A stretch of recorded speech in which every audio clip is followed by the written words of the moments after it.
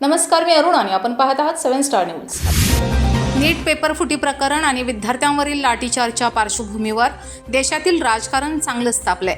दिल्लीतील जंतर मंतर येथे सुरू असलेल्या विद्यार्थ्यांच्या आंदोलनाला पाठिंबा देण्यासाठी काँग्रेस नेते राहुल गांधी यांनी भेट दिली।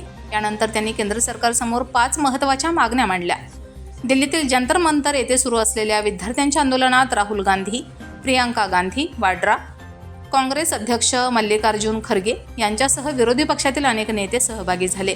आंदोलनस्थळी विद्यार्थ्यांशी संवाद साधल्यानंतर राहुल गांधी यांनी शिक्षण व्यवस्थेतील पारदर्शकतेचा मुद्दा उपस्थित करत केंद्र सरकारवर टीका केली आहे। त्यानंतर पंतप्रधानांच्या अधिकृत निवासस्थानाजवळ झालेल्या निदर्शनादरम्यान दिल्ली पोलिसांनी राहुल गांधी, प्रियंका गांधी आणि इतर काही विरोधी पक्षाच्या नेत्यांना ताब्यात घेतलं। काही तासानंतर त्यांची सुटका करण्यात आली।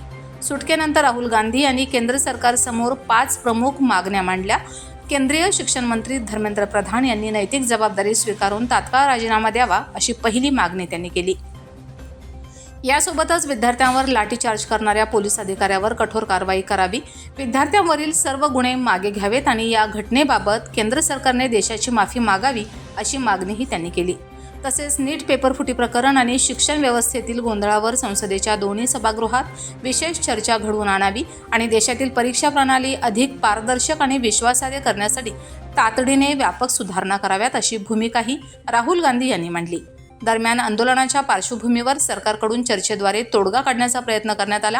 केंद्रीय मंत्री जितेंद्र सिंह यांनी राहुल गांधी यांच्याशी चर्चा केली, मात्र त्यानंतर दोन्ही बाजूंनी एकमेकांवर आरोप प्रत्यारोप करण्यात आले। नीट पेपर फुटी आणि विद्यार्थ्यांच्या आंदोलनाचा मुद्दा आता संसदेतही गाजण्याची शक्यता असून केंद्र सरकारची पुढील भूमिका काय असेल याकडे संपूर्ण देशाचं लक्ष लागलंय। Bureau report 7 star news.